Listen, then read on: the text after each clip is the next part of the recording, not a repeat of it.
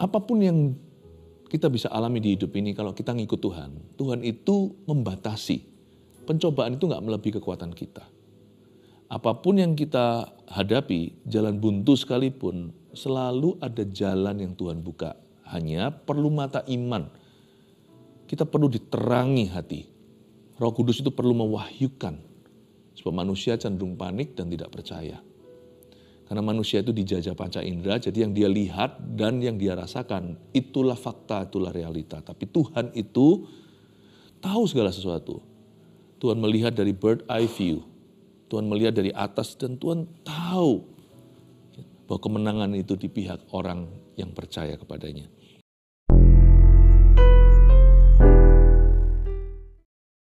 Setiap saat, setiap waktu kami membutuhkan-Mu. Beri kami kemenangan, sebab tangan-Mu memegang kami semua. Tangan kanan yang membawa kemenangan. Hamba percaya Tuhan ada firman yang mendatangkan victory, terobosan, bahkan mujizat dari Tuhan.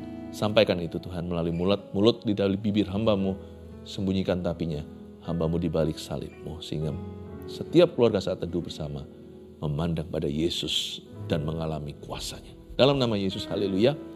Amin. Saya percaya hari ini, apa yang melilit dada Anda membuat sesak nafas karena Anda dihimpit masalah, ada jalan keluar. Inilah beritanya. Inilah kabar baiknya. Dalam Kristus selalu ada jalan keluar. Dialah jalan. Jadi jangan gelisah ya. Tuhan hari ini provide you, menyediakan kepada Anda suatu jalan yang tidak Anda duga. Karena itu saya kasih judul hari ini, Anda catat tema khotbahnya, kemenangan saat terjepit. Ini renungan singkat. Kita lihat 1 Samuel 30 ayat 1-15. Anda dan saya harus menyadari bahwa di dalam setiap kesempitan yang Tuhan izinkan di hidup ini, terkandung sebuah kesempatan untuk mengalami kuasa Allah. Ya, saya akan bagikan prinsip-prinsipnya, tapi kita baca dulu ayat-ayat firman ini.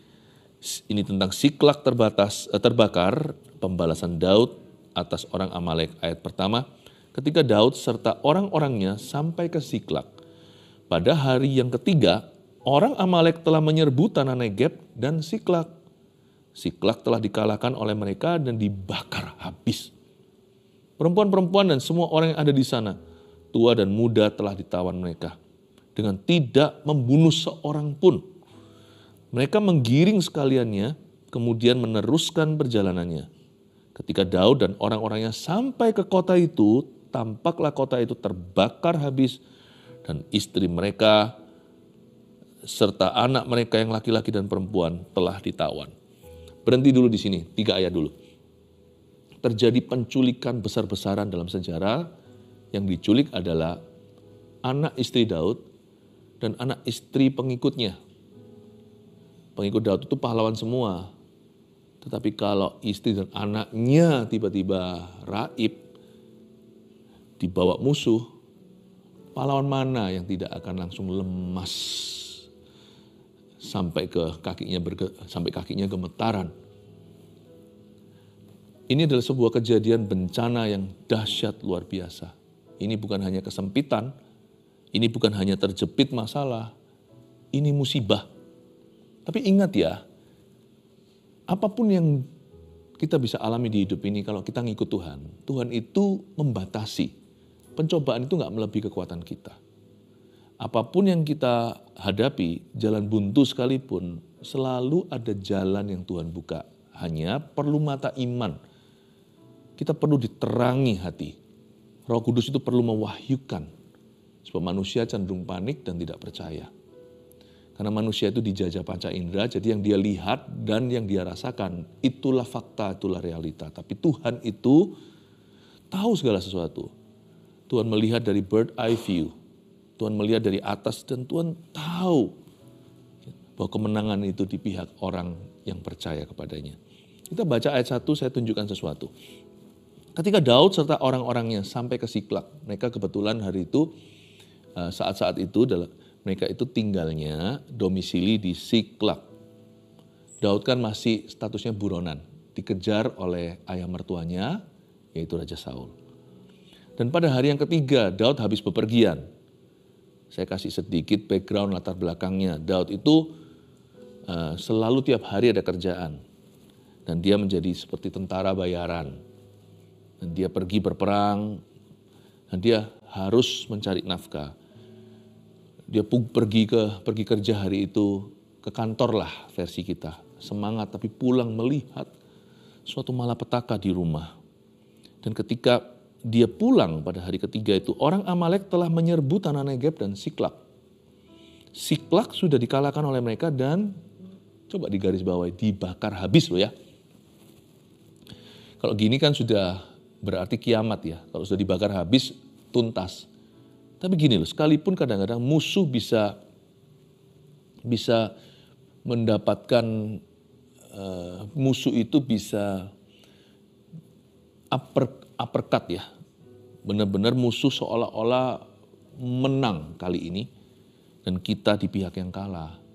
Apapun itu juga yang dikerjakan oleh setan dalam kehidupan orang percaya, tidak bisa sampai tuntas. Sekalipun nampak habis dibakar ludes semua, tetap carilah tanda-tanda kesetiaan Tuhan. Sebab kesetiaan Tuhan itu fondasi orang percaya. Kasih setia itu gak bisa lenyap apapun masalah kita dan seberat apapun juga. Coba cari dan temukan. Pasti ada tanda-tanda kesetiaan Tuhan. Anak-anak Tuhan itu pasti berhasil selalu ketemu pratanda baik untuk hari esoknya. Tuhan pernah berkata, rancanganku bukan rancangan celaka, tapi memberimu damai sejahtera di masa kini, dan memberimu pengharapan di masa depan. Masa depan penuh pengharapan itu loh. Dan rancangan damai sejahtera. Sekalipun ada kalimat dibakar habis, coba kita look carefully, mari kita telusuri, mari kita lihat lebih detail lagi. Ayat 2, perempuan-perempuan dan semua orang yang ada di sana, tua dan muda, telah ditawan oleh mereka. Ini orang Amalek jahat-jahat by the way.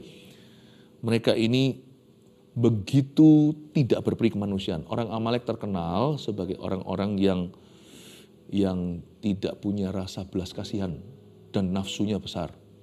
Makanya hari ini Amalek secara rohani menggambarkan kedagingan atau kerakusan. Jadi nggak mungkin lah kalau sudah tahun mereka itu nggak dihabisi. Pasti mati. Tapi kalau Anda baca, perempuan-perempuan semua orang di sana, tua muda memang sudah di tahun mereka. Lalu kok ada kalimat dengan tidak membunuh seorang pun, itu nggak masuk akal. Itulah tanda kesetiaan yang kita cari tadi. Dengan tidak membunuh seorang pun. Masa sih? Pengikut Daud itu ada 600 kakak kepala keluarga. Ya, istri anak taruhlah minimal zaman dulu itu orang anak banyak-banyak, minimal 5 aja. Itu sudah ada ratusan, 300 taruhlah. Masa nggak ada satupun yang mati? Nggak ada satupun yang terbunuh? Nggak ada yang karena stres, karena ketakutan lalu habis itu meninggal di tempat atau kecelakaan. Atau mungkin salah satu di antara mereka terlalu kasar sama anak kecil. Karena ini anak kan. Termasuk pasti ada bayinya. Kok nggak ada satupun yang mati? Perlindungan Tuhan itu tetap ketara di saat kita seolah mengalami malapetaka dan bencana. Karena itu perhatikan rotinya. Janganlah kita terpukau dengan raginya. Jangan kita itu lihat lubangnya lah, seperti itulah. Tapi kita melihat tangan Tuhan, melihat di dalam persoalan yang saya hadapi, masih banyak tanda-tanda kesetiaan yang ditemukan. Tidak satu pun terbunuh, mereka menggiring sekaliannya, kemudian meneruskan perjalanannya. Ayat 3, ketika Daud dan orang-orangnya sampai ke kota, syok mereka. Tampaklah kota itu terbakar habis dan istri mereka serta anak mereka yang laki-laki dan perempuan telah ditawan. Bukannya judulnya tadi kemenangan saat terjepit ya? Poin 1 dulu, catat dulu aja, nanti kita terakhir baru summarize it atau kita akan merangkumkan. Saat terjepit, yang pertama, tetap perhatikan tanda-tanda kesetiaan Tuhan. Karena waktu kita memperhatikan kesetiaan Tuhan daripada persoalan kita, iman kita akan bangkit. Dan ketika kita bisa menemukan kasih setia Allah di dalam situasi kita yang paling terpuruk sekalipun, kita akan berharap kepada Tuhan. Saya jadi ingat sebuah ayat di Perjanjian Baru Roma 5 dan kita diselamatkan oleh pengharapan. Orang yang putus asa mudah give up, langsung dia menyerah. Tapi kalau kita masih punya pengharapan, kita kuat. Skornya itu bisa terbalik nanti. Seolah-olah sekarang musuh yang dapat upper hand, dia yang berada di depan kilometer maju. Kita terbelakang. Tapi kalau kita berharap pada Tuhan, yang terkemudian bisa menjadi terdahulu. Bisa terbalik nanti. Musuh yang seolah-olah menang hari ini bisa kalah telak sama kita. Tapi orang yang sudah putus asa, apalagi kecewa, kepahitan apalagi, buyar sudah. Semua kesempatannya untuk menang tidak akan pernah datang.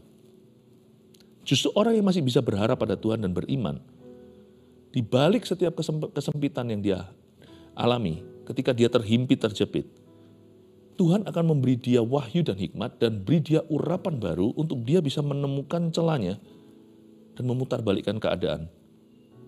Dengan pertolongan Roh Kudus, dengan kekuatan Allah, kita bisa. Justru kesempatan itu ditemukan juga dalam kesempitan. Kesempatan apa? Kesempatan untuk melihat mujizat Allah. Tangan Allah bekerja yang mustahil terjadi.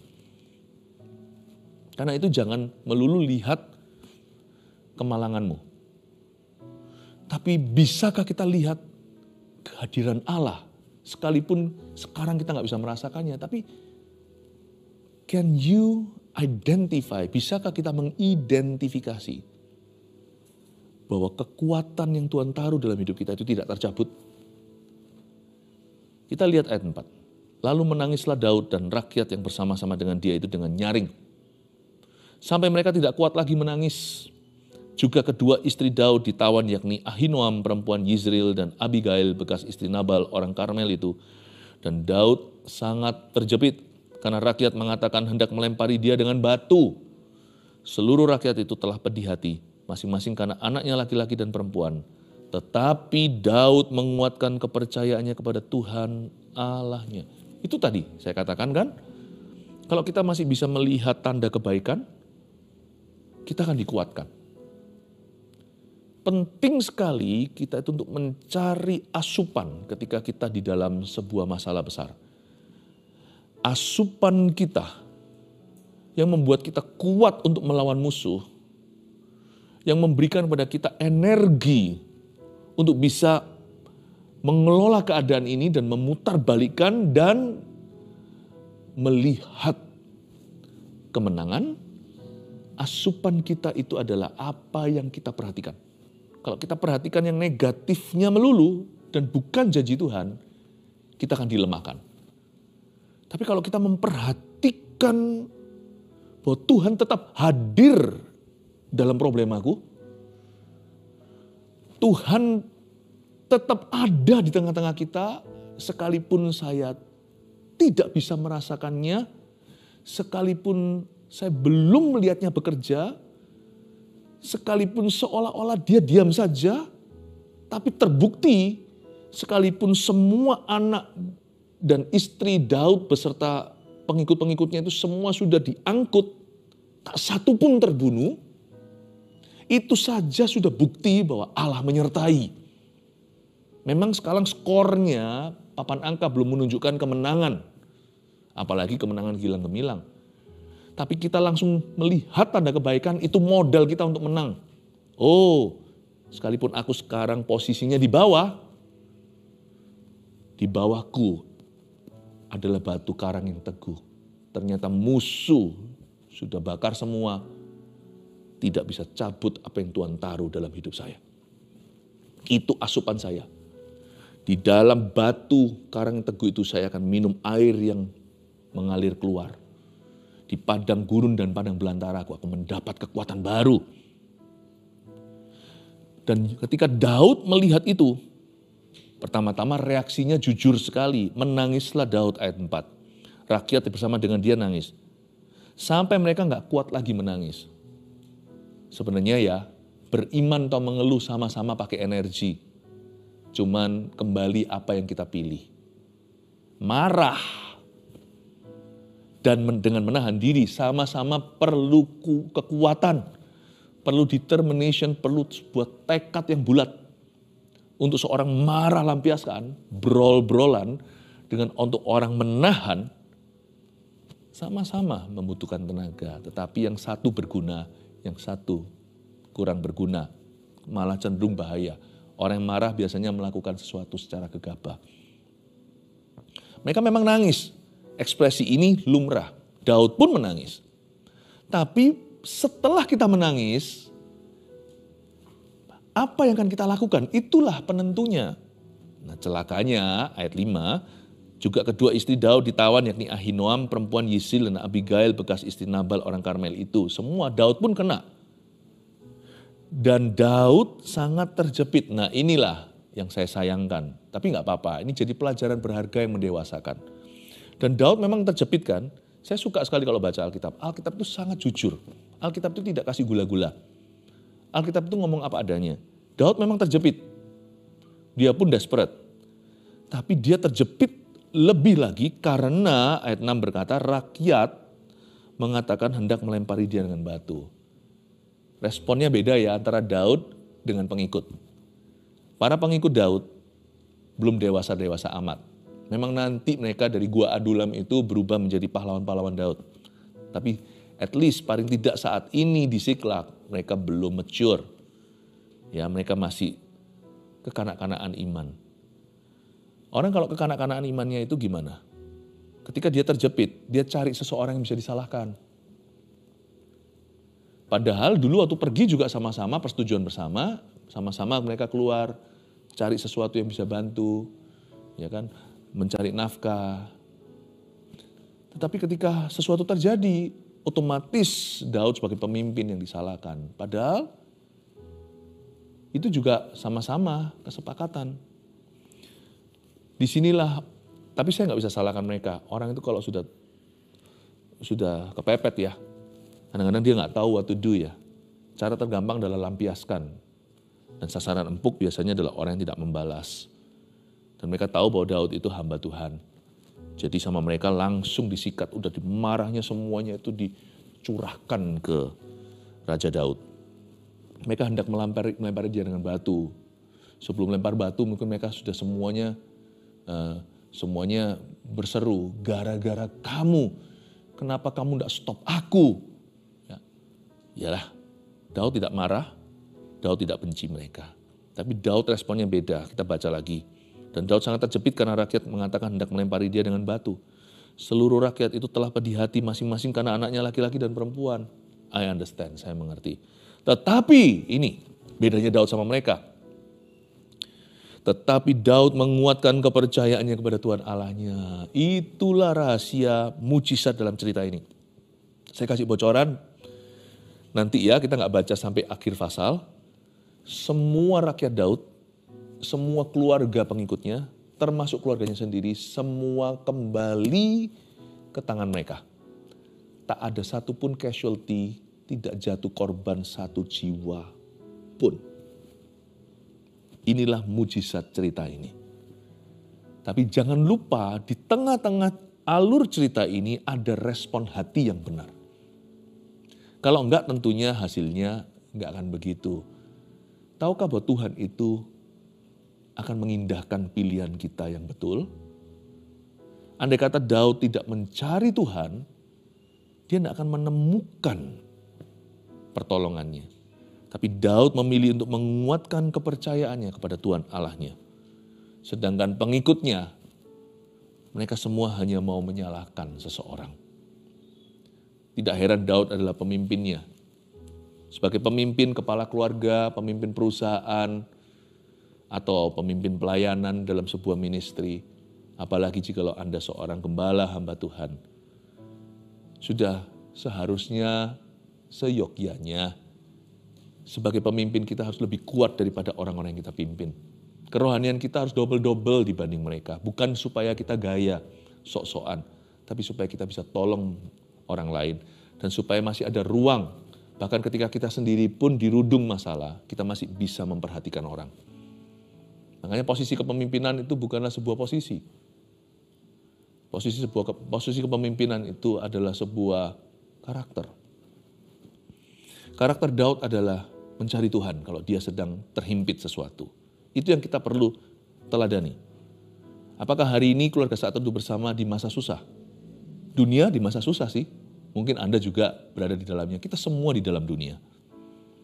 Tapi kita punya pilihan, respon hati yang benar pada Tuhan. Makanya itu yang poin kedua, catatlah, kuatkan iman kepada Tuhan saat tidak ada yang bisa diandalkan.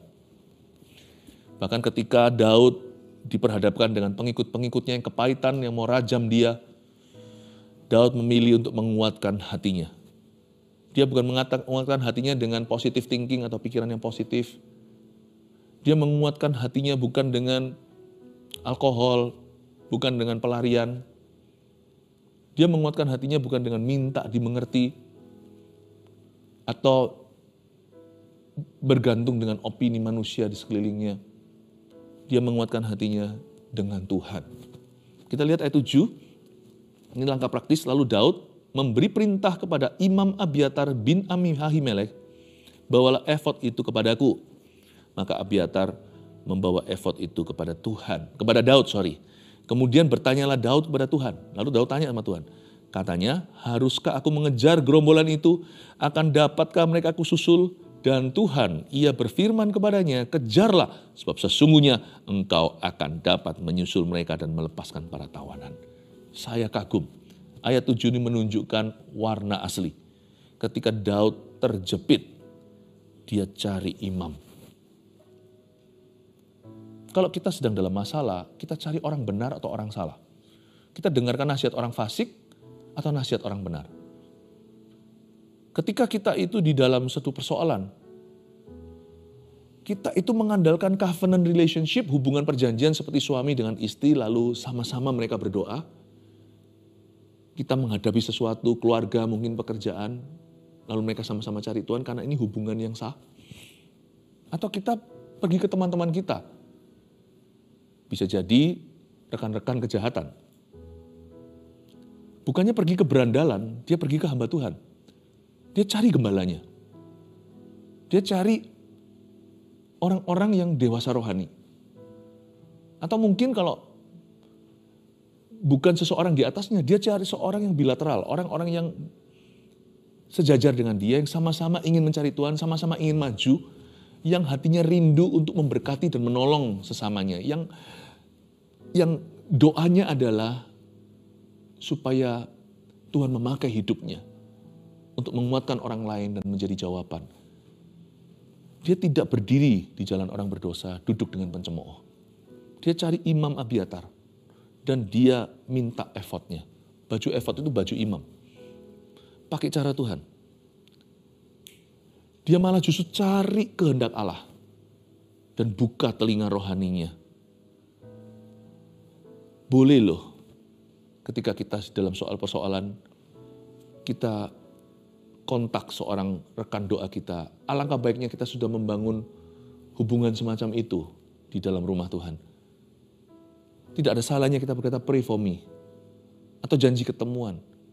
Jangan sembarang cerita, tapi kepada orang-orang yang memang Tuhan taruh di hidupmu. Misalnya kepada pemimpin rohani Anda yang memang terbukti sudah selama ini secara tulus mengikuti Yesus dan selalu Tuhan utus dalam kehidupanmu. Boleh nggak kita kirimkan di live chat, doakan saya. Udah bertahun-tahun Saat Teduh Bersama, tim di balik layar yang Anda tidak lihat wajahnya.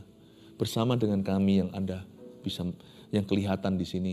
Kami berdoa dan mendukung Anda. Saya rasa jalur-jalur seperti ini itu covenant relationship atau hubungan perjanjian seperti hubungan imamat. Daud itu cari hamba Tuhan, dia cari gembala sidangnya. Untuk mendapatkan counsel atau mendapatkan counseling seperlunya atau mendapatkan nasihat lah. Kata counseling itu kan bukan cerita-cerita, curhat-curhat, bukan. Intisari counseling itu, kata counsel itu artinya nasihat, advice. Dan ayat 8 luar biasa, kemudian bertanyalah Daud kepada Tuhan. Dia buka telinga rohani, katanya, haruskah aku mengejar gerombolan itu? Dan Tuhan jawab dia, kejarlah. Ada firman, zaman dulu perjanjian lama ada baju efod, karena dulu mereka belum punya hubungan dengan Tuhan seperti perjanjian baru. Perjanjian baru ini Roh Kudus ditaruh di dalam hati setiap orang yang percaya. Zaman dulu enggak. hanya pada imam, nabi, dan raja.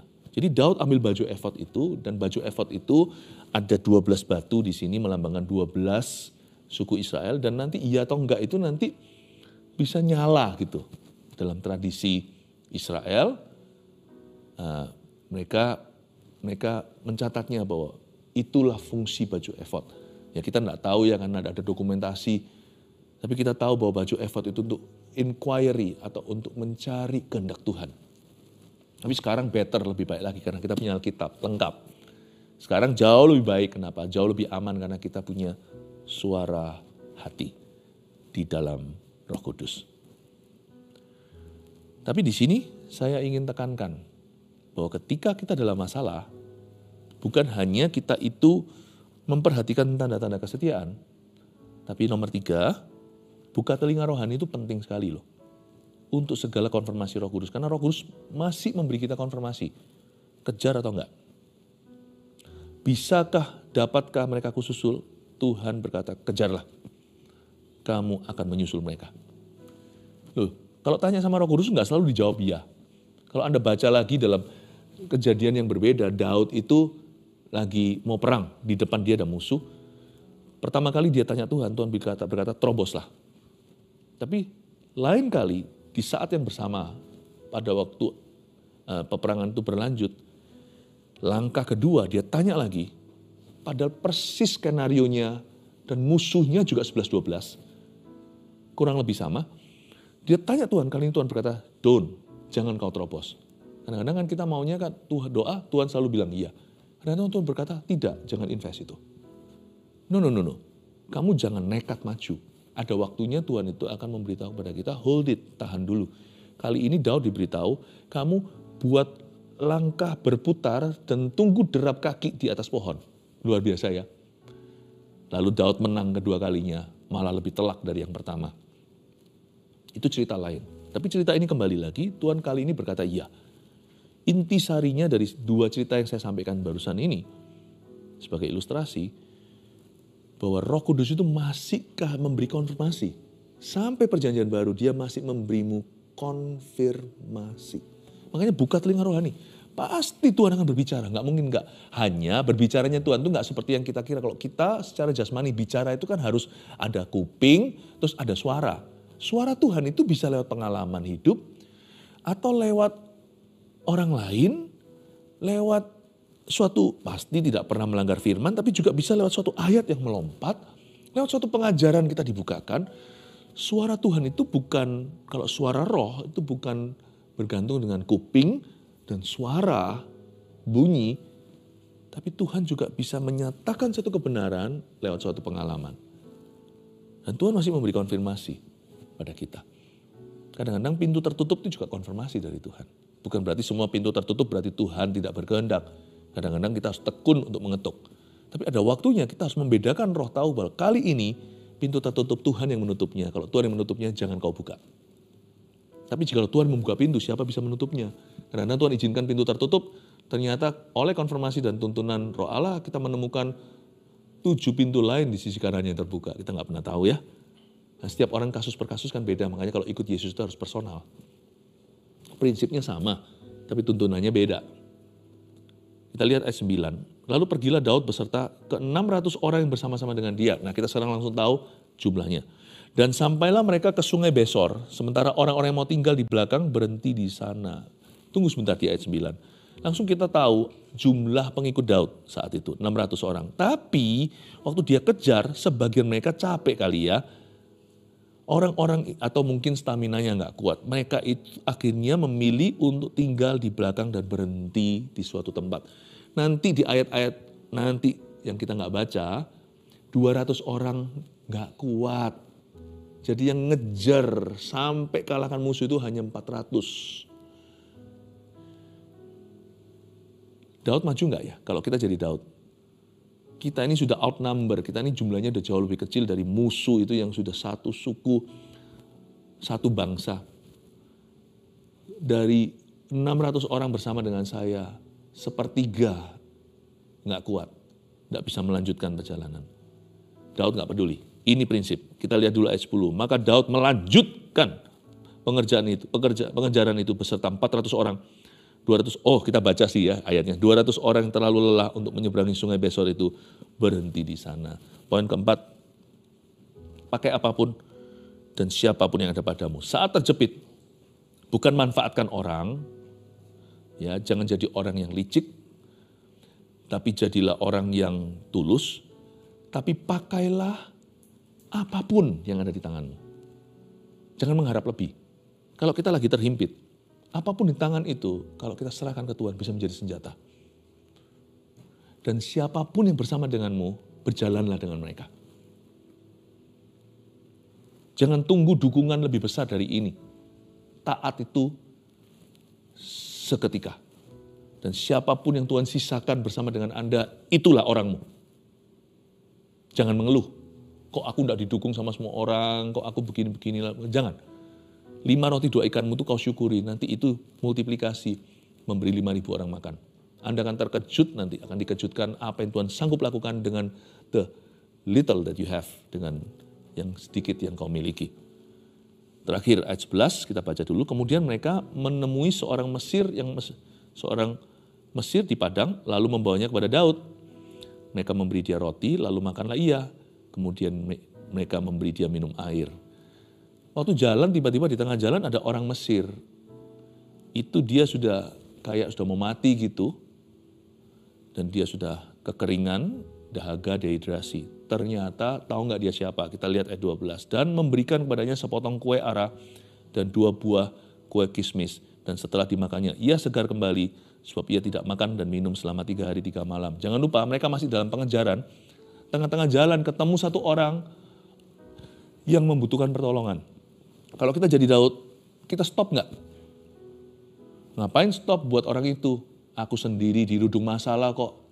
Belum giliranmu. Belum giliranmu yang harus kuperhatikan. Aku harus memperhatikan diriku sendiri.